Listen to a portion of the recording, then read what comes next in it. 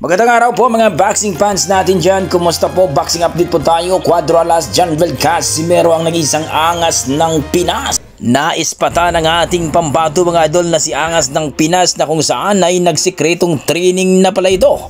Kumbaga nag-light training na ito mga idol sapagkat ngayong November mga idol ay ang kanyang napapalapit na laban. Na kung saan mga idol alam naman natin na itong si Casimero ay bago lang na pumirma ng kontrata mga idol dito nga sa Kamida Promotion mga idol, na kung saan ay talaga namang grabe, no?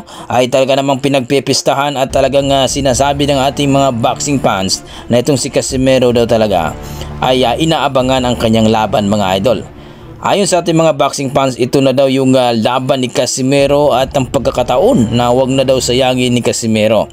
Lahat daw ng sasabihin ng kanyang promoter at manager, na kung saan mga idol dito po sa 3150 Los Bomo Kamida Promotion mga idol ay talagang magpakitang gilas na daw itong si Casimero.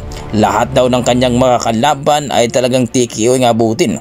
Well mga idol, talaga namang talagang masayang masaya ang ating mga boxing fans mga idol, dahil nga itong si Casimero ay may bago na itong promoter na hindi basta-basta, isang malaking promoter dito sa bansang Japan mga idol.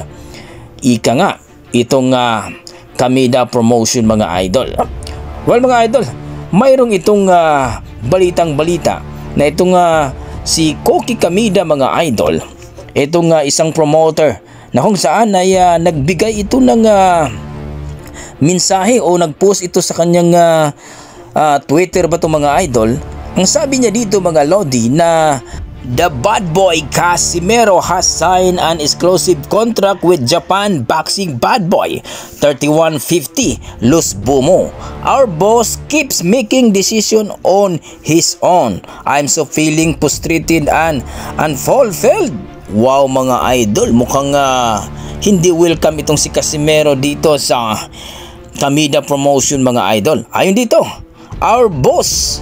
Ibig sabihin mga idol, may boss pa pala itong si Koki Kamida mga idol.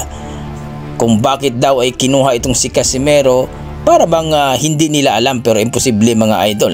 Dahil nakita natin sa video na andun nga si Koki Kamida mga idol na sa pagkanilang ika nga sa Zoom meeting. Well mga idol, kitang-kita naman natin na itong si Koki Kamida, isang boksingero din to mga idol. Kung mayroon silang boss nito mga idol, nakita ng boss nila na itong si Casimero mga idol hindi basta-bastang boksingero. Magiging 3 Division World Champion ka ba kung hindi ka, kung basta-basta ka lang na Casimero na isang boxer?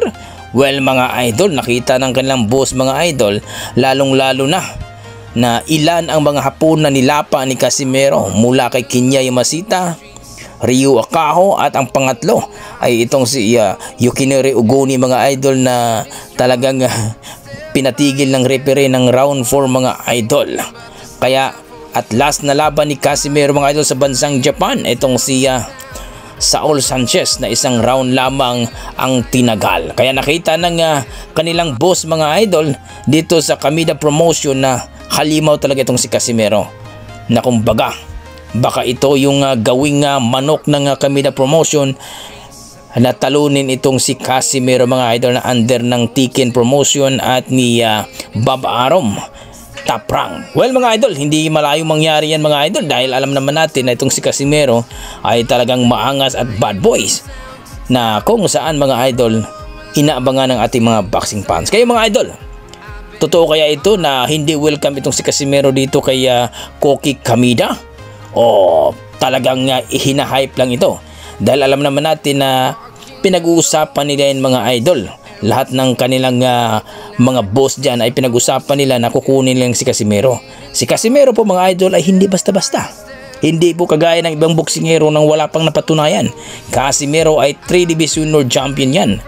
At mula nung naging 3 Division World Champion yan ay hindi pa natalo. Yan po yung mga talagang binabalita ngayon mga idol na bakit daw kinuha itong si Casimero sa Kamida Promotion. Ayon dito, kung baga itong si Koki Kamida mukhang ayaw ni Casimero o bakang ayaw niyang masapawan sa galing ni Casimero.